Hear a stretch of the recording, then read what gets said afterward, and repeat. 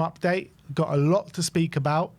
And first up, we're going to talk about Cristian Romero, as Fabrizio Romano has said that Romero has serious chances to leave Tottenham in the summer. Not like we didn't know that.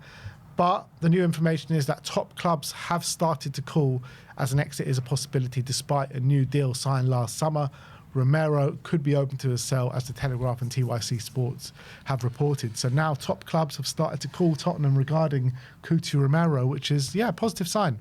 Yeah, and it's not unexpected. I think when you've got a good defender like Romero who's out of favour, well, not out of favour, but he's looking to leave, Tottenham are willing to sell, I think top clubs are obviously going to be sniffing around. So I think it's no surprise to anyone, given how this season has gone for him, given how much trouble he's made within the club with some of the statements he's made. Not that we're against it, I'm just saying from a club's perspective, they probably don't need the headache and the hassle of dealing with that every time he opens his mouth. And his form hasn't been great. So I think also we need to raise a bit of money, I think, on top of that. And he's probably an easy way to do it. So I don't think it'll happen until after the World Cup. I think he'll probably have a good World Cup and then he'll probably secure a move somewhere.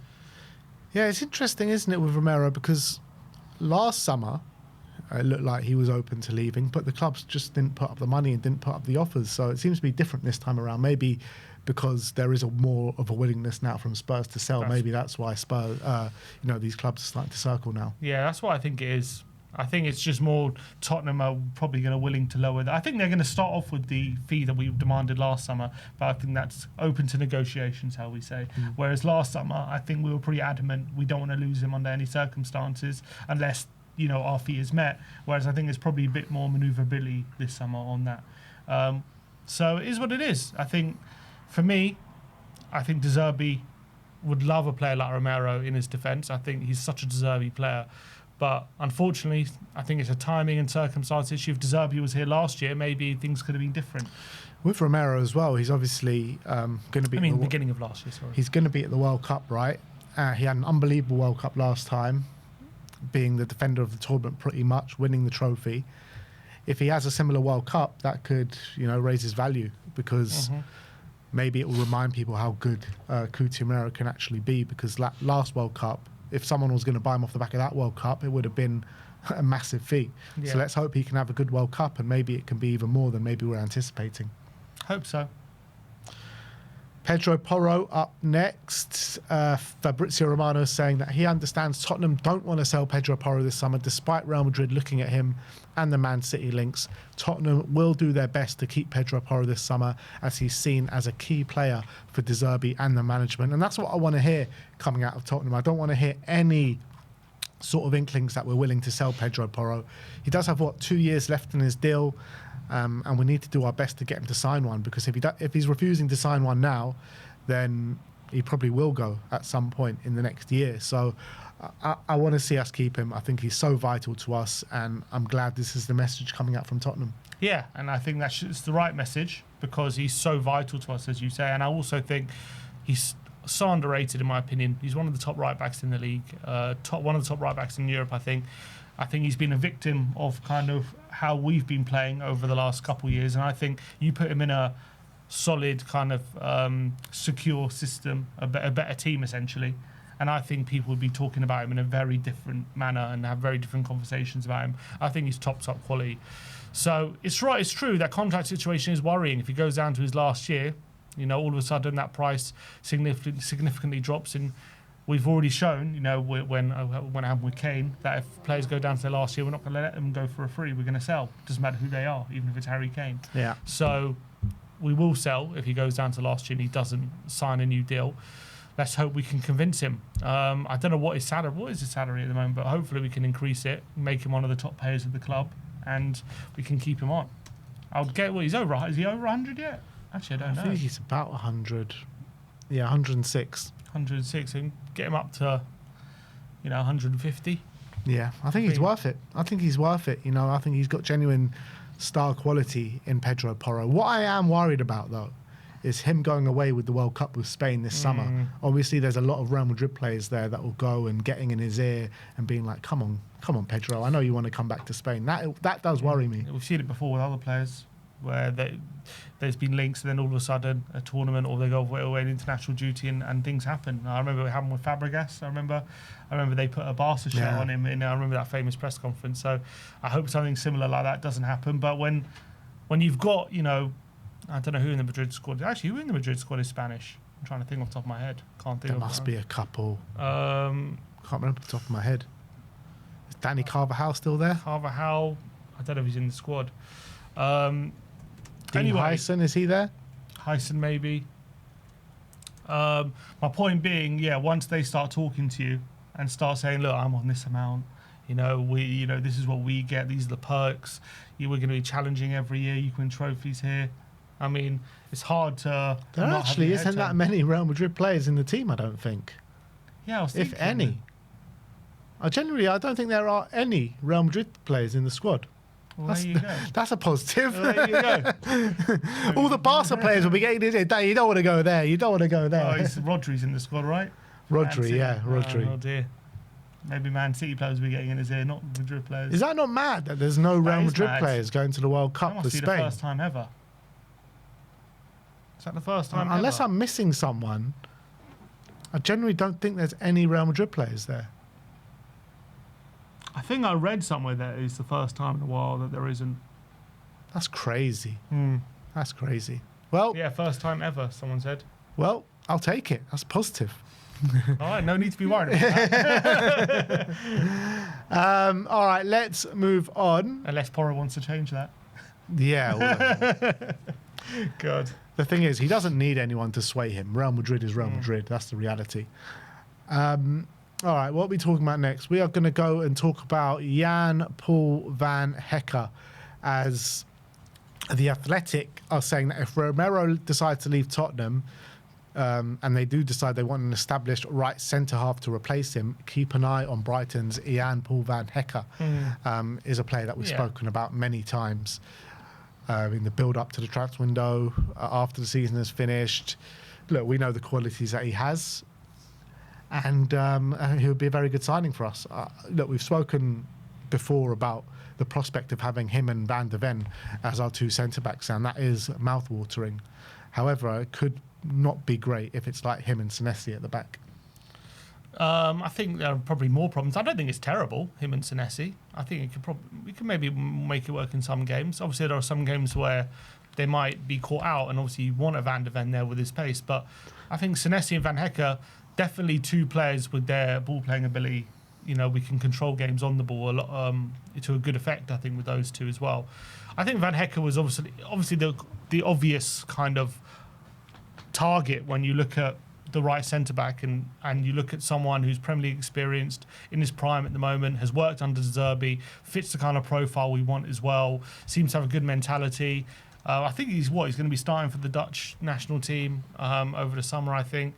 So I think he makes a lot of sense, and I think De Zerbi would love to bring him in. I think the big question mark is whether we're going to reintegrate Vuskovic into the team, or are we going to go for a big money right centre-back as well, like Paul van Hecke, which is obviously a decision the club have to make, what we do with him.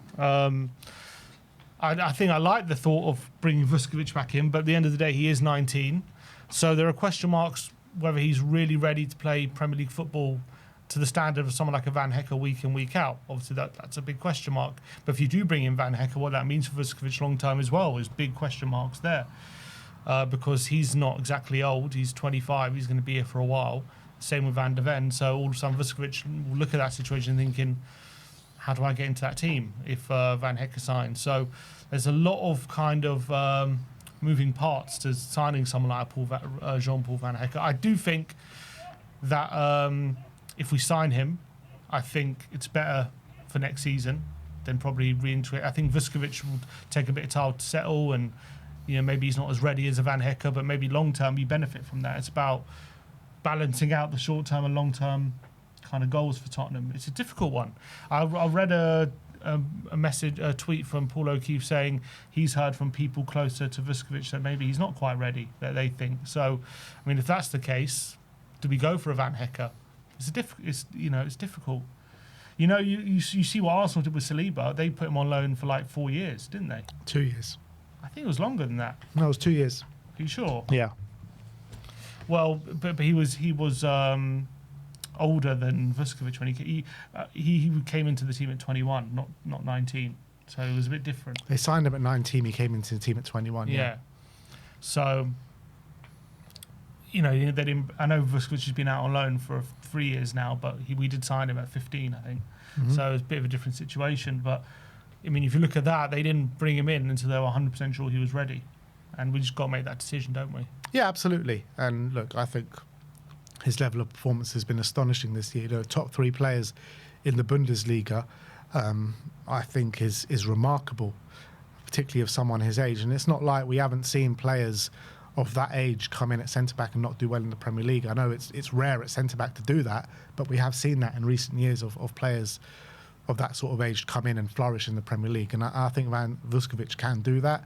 I would prefer to prioritise Vuskovic's pathway to the first team than sign Jan-Paul van Hecke. If we were to sign Van Hecke, I would like to still bring Vuskovic in and maybe sell a Kevin Danso, something like that. I love that. That's what would be my kind of first thought and first option. But I don't think we're going to sell Kevin Danso this summer. So yeah, I'll just go with Vuskovic and Danso, to be honest, and spend the money elsewhere. That's what I would do. I can already see Brian Daigle in the comments saying no. No to Van Hecke. no to Danso selling. Oh, no to Danso selling. All right, let's talk about Savinho. There's been more updates on him from last night from Fabrizio Romano, saying negotiations ongoing for Savinho to Tottenham as revealed 2 weeks ago and progressing well. Tottenham believes Savinho wants the move. Talks continue as Man City could open the door to his exit in case of a good proposal. Deal on. Yeah, it looks like this thing is really progressing with Savinho to Tottenham. Yeah, and we seem really sure about it. We seem very kind of certain that he's our number 1 winger target. I don't know if that's a good thing or a bad thing. Paul O'Keefe says he's our top target. Everyone seems to be moving very, very quickly on this one. So, for me, look, as I said, I like him. I think he's going to be a good signing for us. I think it's a smart piece of business. Does not worry you that he's our top target this summer? Does it worry me? Yeah. In terms of he's our top winger target. Look, it doesn't worry me that we're signing him. No, does it worry you that he's our top target? Maybe a bit. It worries me big time that he's our top target, because you're talking about he's our number 1 signing that we want to bring through the door when he's got 2 goals in his last 2 years. Look, I'm not doubting his quality. I think he's got quality. I just don't think he's there just yet. But maybe with someone like him, you have to move quickly right now. Maybe other targets you can wait until after the World Cup. I mean, if they're better than Savinho, then why would you not have to move quickly? Because then there might be, I'm saying there might be at the World Cup, there might be different situations. A lot of clubs, look, not all business is done right now. Maybe you have to move a bit later, but maybe with the Savinho deal, they want to get it done as soon as possible. He's our top target this summer. Right now, but the market moves very quickly. You know, maybe something opens up later on that we go for. But I'm guessing it means top target for what's like available right now, what we can get. I think I'm assuming like top target is like the target that we want right now. Like he's as in the one we want to bring. For me, what top target means is when you go into a transfer window, he's the number 1 player that you want to bring in. That's what top target means to me. Okay, so doesn't mean though, just because he's a top target doesn't mean that we're not going to get anyone better than him. Just means that right now we want to get him in as our priority, which doesn't mean that that's it. Anyone else is worse than Savinho. I don't think I don't read like that into it. It could be when you're reading the other names that we're looking at a winger target, it does seem like he is the top target for a winger. I mean, at the moment, those names, other names which we'll get into, aren't great. So I take your point there, and I hope we get someone who's also a bit more peak age and has more of a killer instinct from the wings. Someone like a Rashford, which we'll talk about. But I do like the signing of Savinho, and I do want to bring him in, and I do think that him and Kudus will cause havoc on the wings. And I also think they don't have to be getting goals themselves necessarily if they're setting up chances for other people. So And I do think he's capable of scoring more goals than he has. I think 2 goals. I know he's only got 2.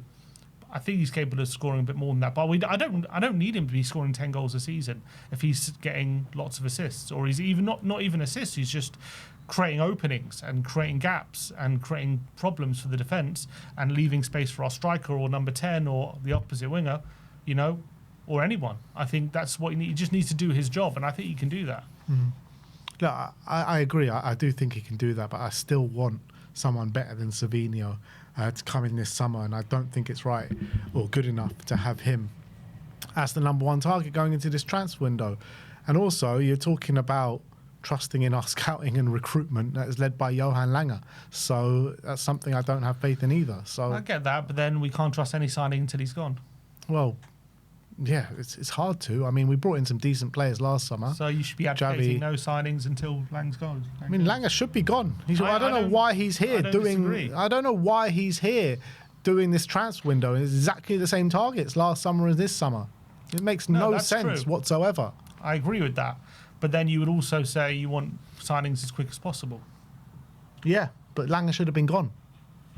I understand that. So, but I'm saying at this point, it's all a mess. Until Lang goes, you're going to be complaining of any signing if you go like that. Well, depends what my feelings are on the particular signing. Like, I like the Javi signing. I like the Kudus signing. I think the Kota Takai signing was very strange. He's had some good signings. He's had a lot of bad signings. So, it swings and roundabouts at the end of the day. So maybe this is a good one. I hope so. But we haven't got him yet, but I've always wanted him. I think he's a really good player. I think we haven't seen the best of him at City, but there are a lot of reasons for that. He didn't play. I know he didn't play too much last season in terms of start. I think 7 starts last season, but he's not the first wide player to have struggles at City, especially in early on. We've said it before. City Pep wingers always take a long time to acclimatise to how Pep wants to play. And that's also true. Yeah, usually takes like a season. But look, I grant you that he had injury problems this season for sure. So that might have stunted him a bit more. Look, Pep Guardiola's had made no secret about what his feelings are on Savinho, that he thinks he can be a top player one day. But I think he's also made it clear that he's not there yet, which I think is clear for everyone to see. So but he's had 2 years development now. Yeah, I think he can have a better season for us than he had for Man City last year. I mean, it would be hard not to because it was a dreadful season for him. So I think he can have a better season, and I rate him. I'm not sitting here saying I don't rate him. I do rate him. I just want someone better as well alongside him. I'm not saying don't sign him at all. I would like to see him through the door, but not as our number 1 target. That's it. Okay, but sometimes you have to move. We've been going around in circles. Sometimes you have to move quickly, and that's fine. Like, maybe we want Rashford, but he's unavailable. I'm fine for bringing him as the first signing, but not as our number 1 priority. They're 2 different things. Okay. Let's move on and let's talk about some other winger targets that Paul O'Keefe has brought us today. And Harry Wilson. Paul O'Keefe says Harry Wilson is under consideration in addition to Savinho. Obviously, he's had a great couple of years now at Fulham. He's got one hell of a shot on him. But yeah, I mean, this is a mid signing if we bring him in. Like he's had a great couple of years, but I don't think he's at the level of what we're trying to do. Get back into Europe. 29 years of age, not the worst age, but as a free signing, doesn't smack of ambition, does it? I mean, the season just been, he was good, but the season before that, was he that good? I think he had a good second half of the season, did he? I can't remember now off the top of my head. I mean, but even this season, it was more like that he had a really good purple patch for 4 months. I think it was the same season before. Maybe you're right. I mean, this season, he had 19 goal contributions. Season before, he had... it's loading. But I don't remember him being as good the season before. I think this season has been a real purple patch for him, I feel. For me, I think I wouldn't go for him. I don't think he's a winger. I know he's been playing out wide for Fulham, but I don't really see him as a winger. I see him as more of a number 10-y kind of inside kind of attacking midfielder. I mean, yeah, you see before he had 8 goal contributions, so it wasn't not quite as good. 7 season before, 10 the season before that. Yeah, so this season's been an outlier in his career, and I don't think and also even in this season, as I was saying, there was a period between like November to like February where he was just bagging every single game, and then it kind of leveled out later on in the season. So I don't think I'll touch him. I know he's on a free, I think, so it's kind of tempting to look at that and think, can he do a job for us? I don't think he's a bad player, but I think he's just a mid-table Premier League player. That's what he is. Yeah, I think like he should be on the target list for like Everton or someone like that. And I know we finished 17th 2 years in a row and everything like that. And at that level, he would be very good. But that's not what we are as a football club. We should be competitive in Europe and competitive for the European spaces even next year after finishing 17th. So that's what our ambition should be. And Harry Wilson, I don't think should be considered by Tottenham, in my opinion. No. I think he's like not the worst like alternative to like Kulusevski if like Kulusevski's really struggling. But let's hope Hecke comes back. I'd much rather hope for that than Wilson. But yeah, I wouldn't be signing him. It's up to me. Another one that's being considered is Anan Kaleli of Union Saint-Gilloise in Belgium. Apparently, we're going to be considering him in addition to Savinho as well. I mean, I don't really know too much about him, to be honest. Yeah, I mean, all I've just been looking into him a bit. I know he scored a couple goals, 3 goals in the Champions League last year. 2 against De Zerbi, right? 2 against De Zerbi, so maybe De Zerbi's seen that and taken a liking to him. He's young, he's quick, he's quite a tricky winger. He's got decent kind of end product. Like, didn't smash it in the goal contributions, but I mean, I don't see the need to be bringing him in, to be honest. I don't know why we're linked with him. Like, someone in the comments says 3 goals and 5 assists in the Belgian league last season. Yeah, not exactly tearing it up. Yeah, and none for the national side either. So, yeah, I don't know, man. He is young, 21 years of age, younger than Savinho, so who knows? He can develop into something, but we haven't seen that something just yet. And he's playing the Belgian, he's not like he's proven it at a top level. Yeah, exactly. So that's him. Next up, let's talk about Hayden Hackney once again, because David Ornstein gave us an update on him, saying Everton currently leading the race for Hayden Hackney. The midfielder favours Everton, and if the preference confirmed, club talks will follow. Tottenham and Palace also among the high among the contenders. Man U not expected to pursue. So it looks like Hayden Hackney could be off to Everton, which is a good move for them. Obviously, we were talking about we like the thought of getting Hayden Hackney at Tottenham and the kind of player we want. I think he definitely would fit in at Everton. They've got obviously James Garner, Eric Boonham at the moment. I think he would, and obviously Dewsbury Hill, but I think he would like complement their midfielders really well. I think he probably comes in at Everton as a more guaranteed starter than at Spurs. So maybe he's looking at that thinking, I'm probably more likely to improve my career and develop better at Everton than I am at Tottenham. You see what James Garner's done, and he's got himself in the England reckoning. I mean, he's not going to the World Cup, is he, Garner? No. But he was in some squads beforehand. He's had a brilliant season. So a lot of people on social media are saying, well, if Hackney's going to Everton, would you take James Garner? Because a lot of people saying they would at Tottenham. I mean, he's really impressed me. I've been very surprised by him this season. He's a real workhorse, but he also has a bit of quality about him as well. And I think he's had a phenomenal season. I don't know if he's quite the player we need again. I think he's very similar to what we have, to be honest. Maybe with a bit more quality. But I still think we need someone who's just in that real elite level, like in the what we're missing in midfield, which is passing ability. And I don't know if Garner's quite that. I still think he's like similar to like Gallagher kind of thing. Like his physical attributes are what his best things. I think he's got a bit of a better shot than Gallagher, doesn't he, James Garner? Yeah, maybe. All right, next up, we will talk about a player that I have no clue who he is, but he has been linked to Spurs. He goes by the name of Sergi Dominguez of Dinamo Zagreb. Alfredo Padula say that Tottenham are showing strong interest in Dinamo Zagreb centre-back Sergi Dominguez. It's understood that Lazio have submitted an offer around 3 million, but Spurs are prepared to flex their Premier League spending power with a bid closer to 10 million. I don't believe this.